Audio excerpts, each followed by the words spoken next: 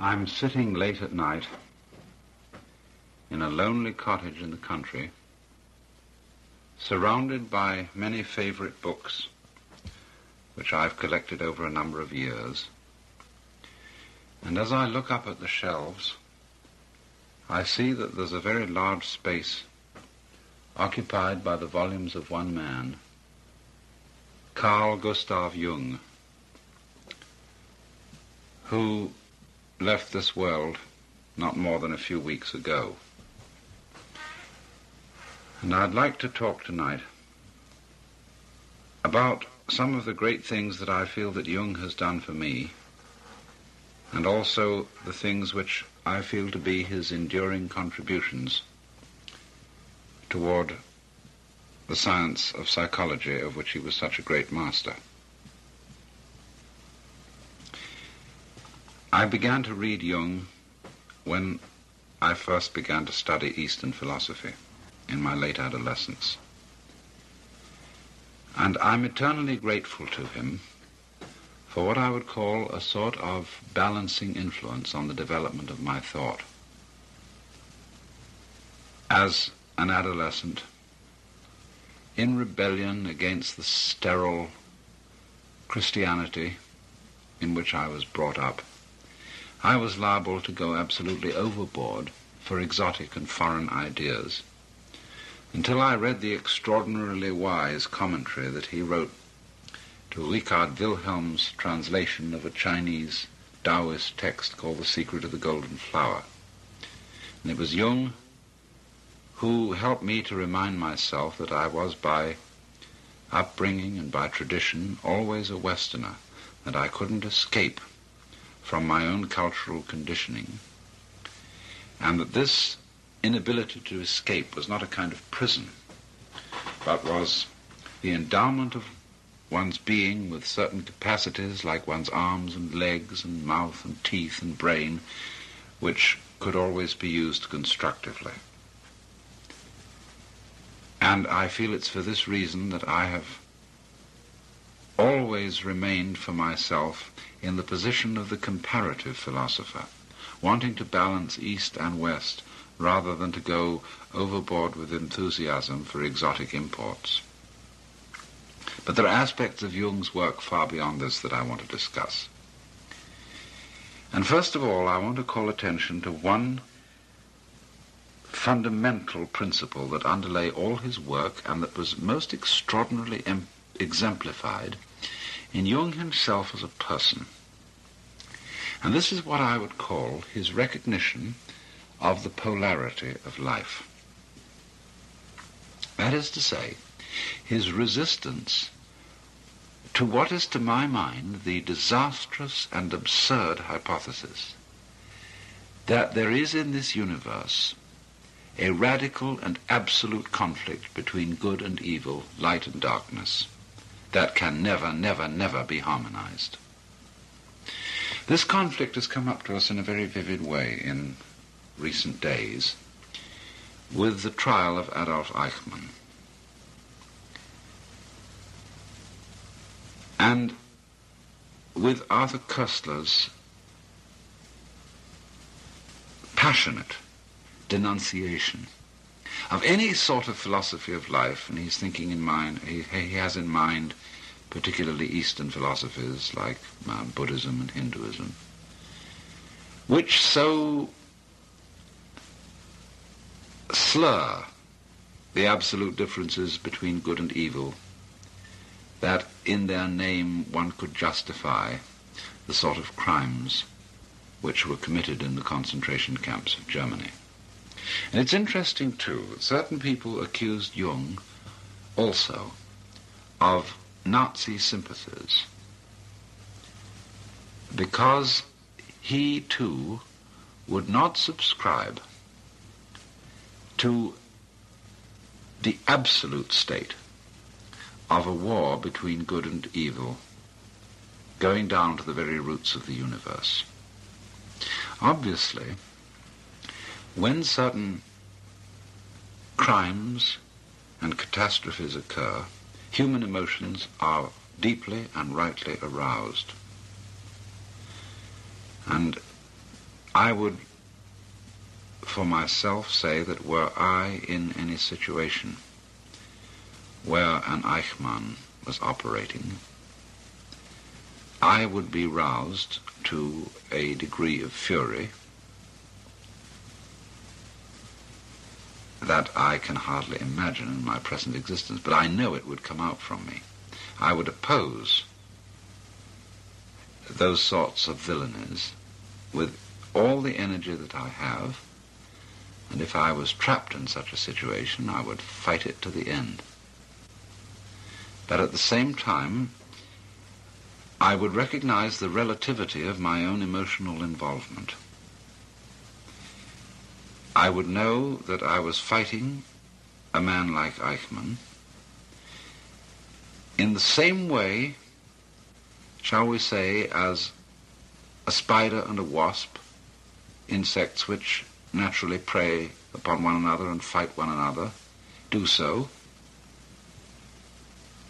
But as a human being, I would not be able to regard my adversary as a metaphysical devil. That is to say, as one who represented the principle of absolute and unresolvable evil. And I think this is the most important thing in Jung, that he was able to point out that to the degree that you condemn others and find evil in others, you are to that degree unconscious of the same thing in yourself, or at least of the potentiality of it.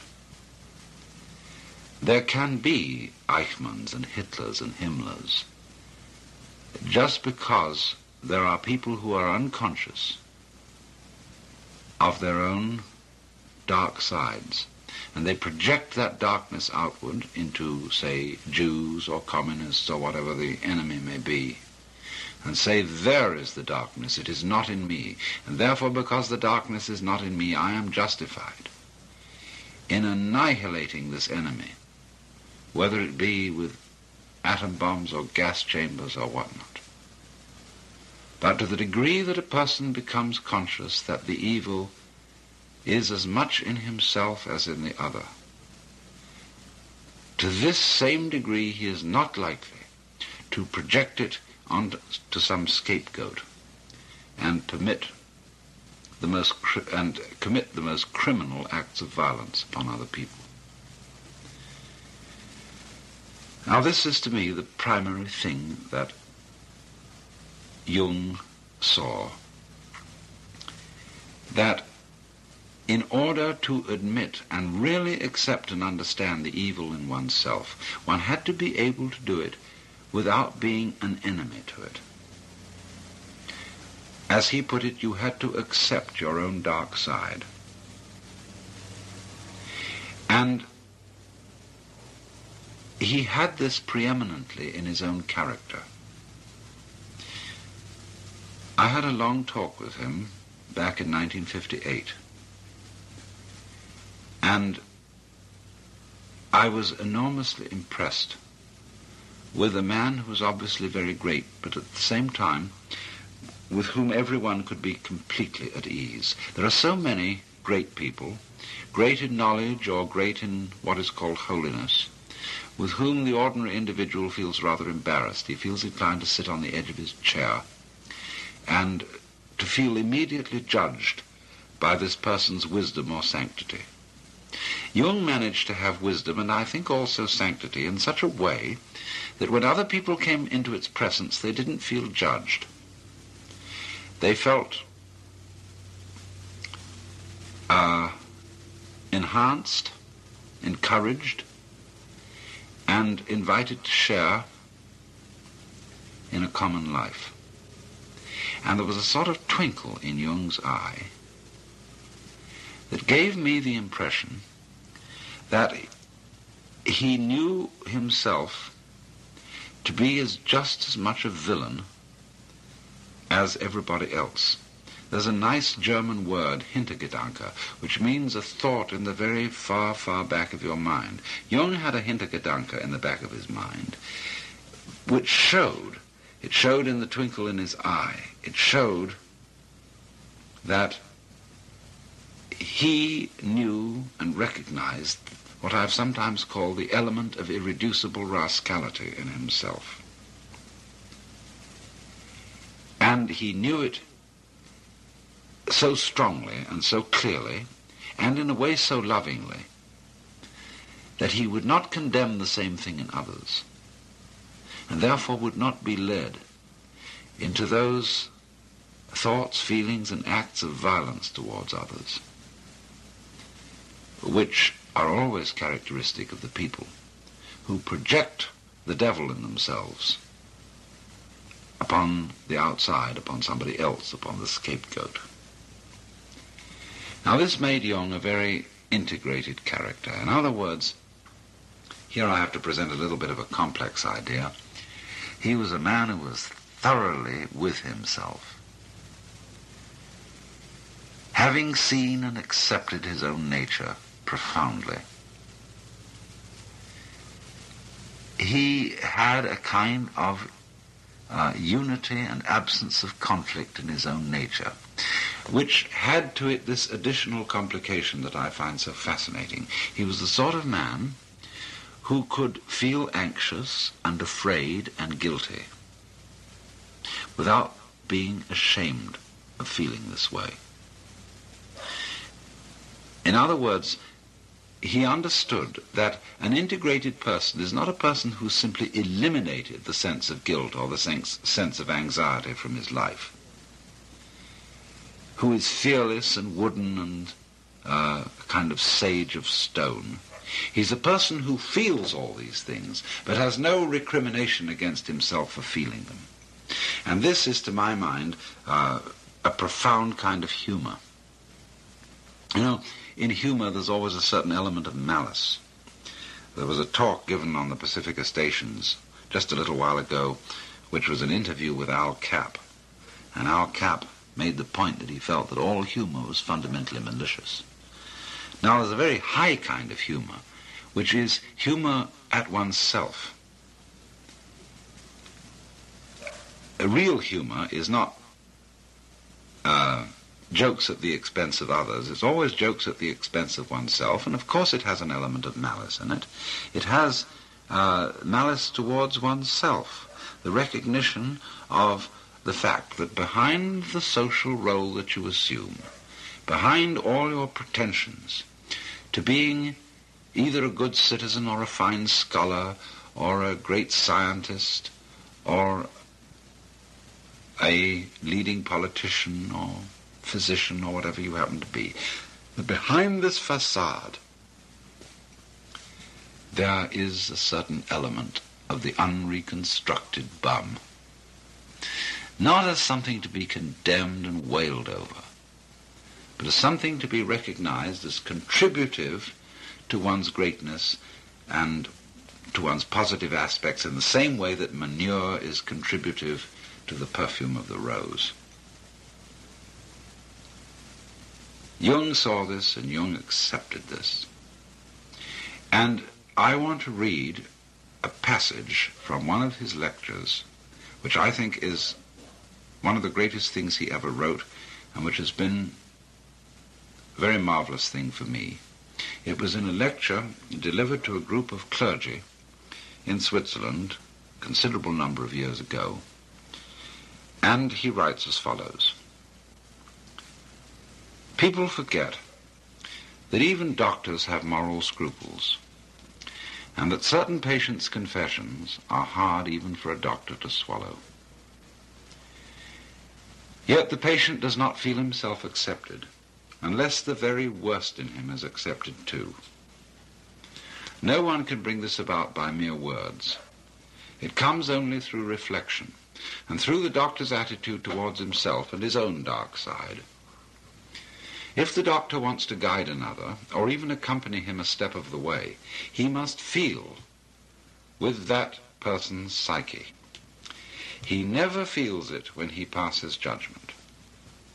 Whether he puts his judgments into words or keeps them to himself makes not the slightest difference.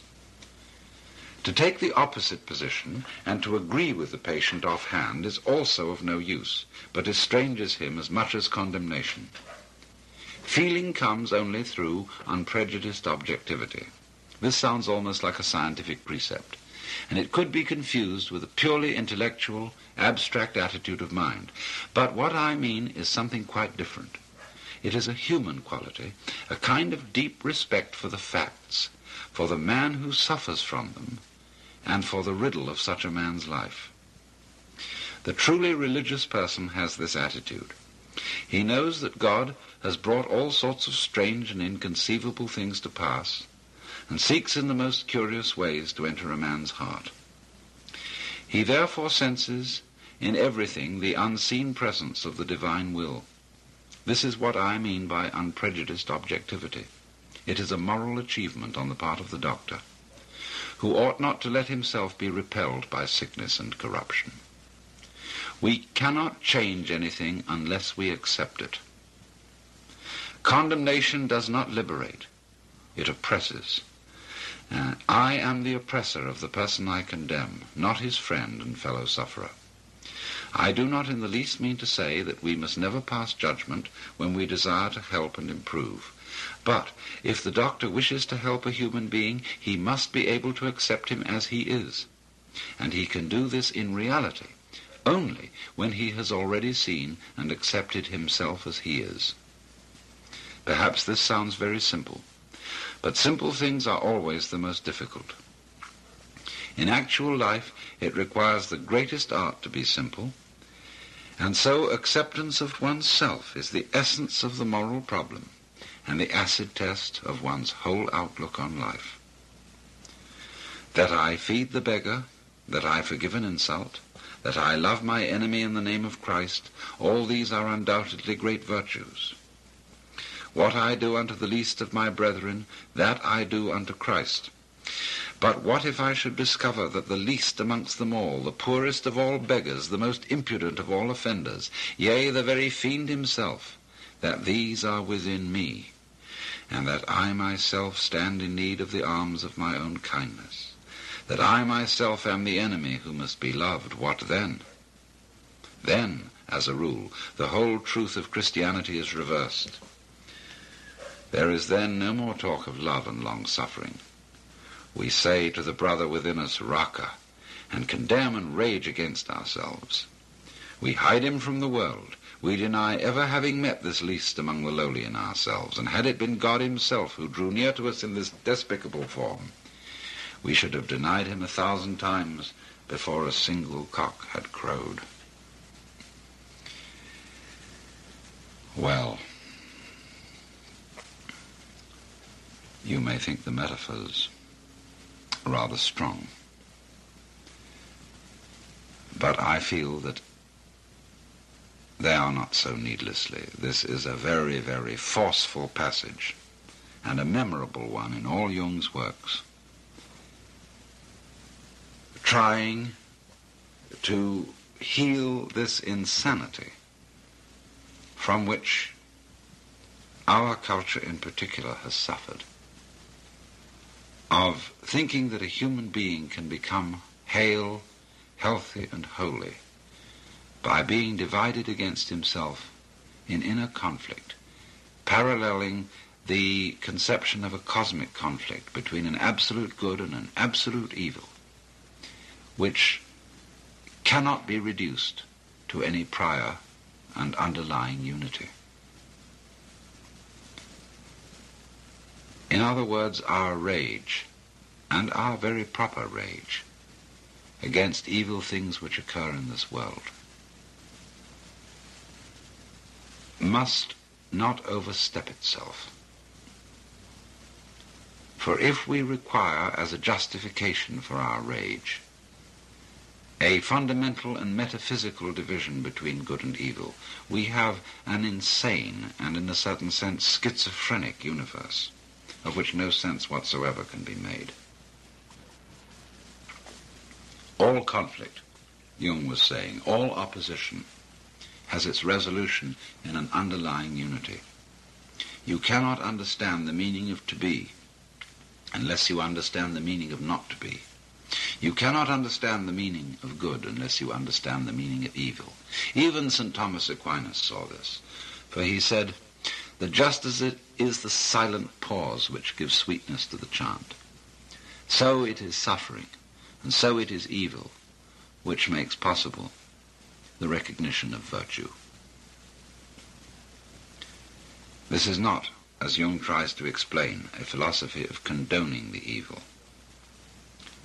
To take the opposite position, he said, and to agree with the patient offhand is also of no use, but estranges him, the doctor, or estranges him, the patient, as much as condemnation. Let me continue further, reading from this extraordinary passage. Healing may be called, Jung says, a religious problem. In the sphere of social or national relations, the state of suffering may be civil war, and this state is to be cured by the Christian virtue of forgiveness and love of one's enemies. That which we recommend with the conviction of good Christians is applicable to external situations. We must also apply inwardly in the treatment of neurosis. This is why modern man has heard enough about guilt and sin. He is sorely beset by his own bad conscience, and wants rather to know how he is to reconcile himself with his own nature, how he is to love the enemy in his own heart, and call the wolf his brother. The modern man does not want to know in what way he can imitate Christ, but in what way he can live his own individual life, however meager and uninteresting it may be. It is because every form of imitation seems to him deadening and sterile that he rebels against the force of tradition that would hold him to well-trodden ways. All such roads for him lead in the wrong direction. He may not know it, but he behaves as if his own individual life were God's special will which must be fulfilled at all costs.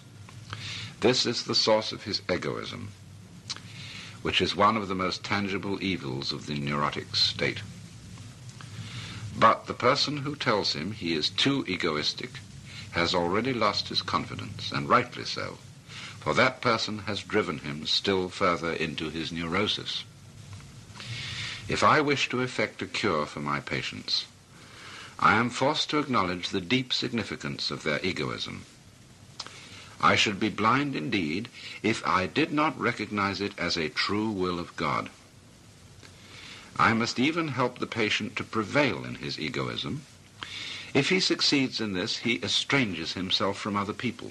He drives them away, and they come to themselves as they should, for they were seeking to rob him of his sacred egoism.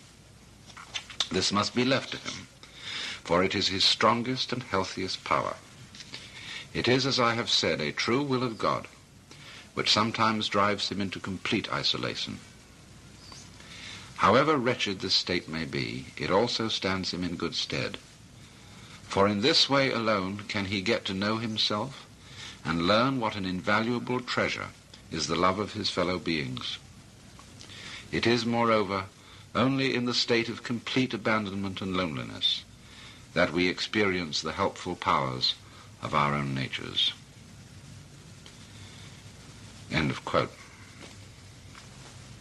This is a very striking example of Jung's power to comprehend and integrate points of view as well as psychological attitudes that seem on the surface to be completely antithetical.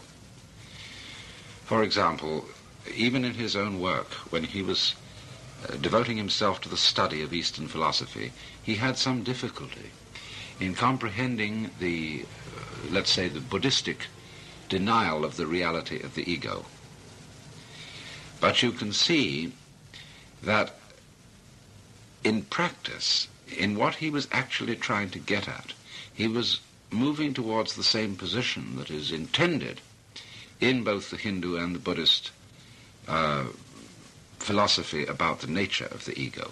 Just, for example, as the Hindu will say, that the I principle in man is not really a separate ego, but an expression of the universal life of Brahman or the Godhead.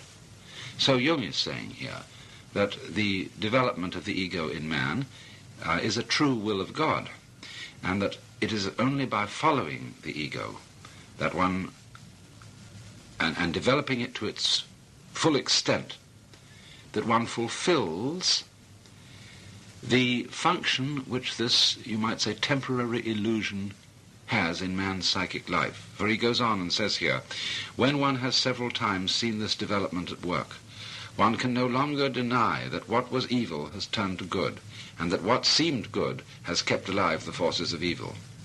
The archdemon of egoism leads us along the royal road to that ingathering which religious experience demands.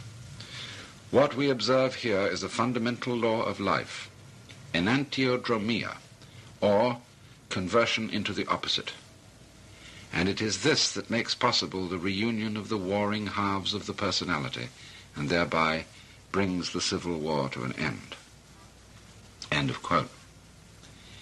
In other words,